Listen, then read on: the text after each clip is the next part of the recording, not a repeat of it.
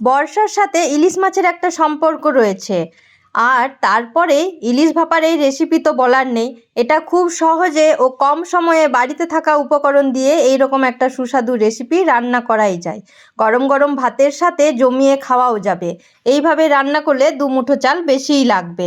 আর এই রেসিপি আমার বাবার কাছ থেকে শেখা, তাই তোমাদের সাথে শেয়ার করছি। এখানে আমি কিছু মশলা বেটে নিয়েছি। হাফ চামচের মতো পোস্ত, 1.5 চামচ করে সাদা সর্ষে, কালো সর্ষে, একটু আদা, পরিমাণ মতো লঙ্কা। আমাদের বাড়িতে বর্ষাকালের প্রথম ইলিশ ভাপা দিয়ে শুরু করা হয়।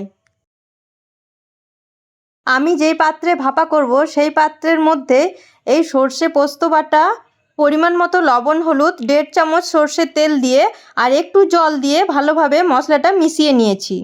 আমি পাত্রটা বড়ই নিয়েছি, ছোট নিলে অনেক সময় ভেঙে যাওয়ার চান্স থাকে।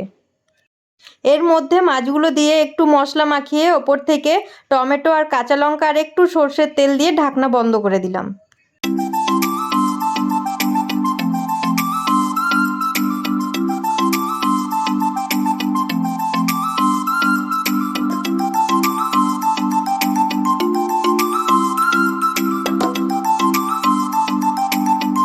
কড়াইয়ের মধ্যে জল দিয়ে স্ট্যান্ড বসিয়ে টিফিন কৌটোটা বসিয়ে দিলাম।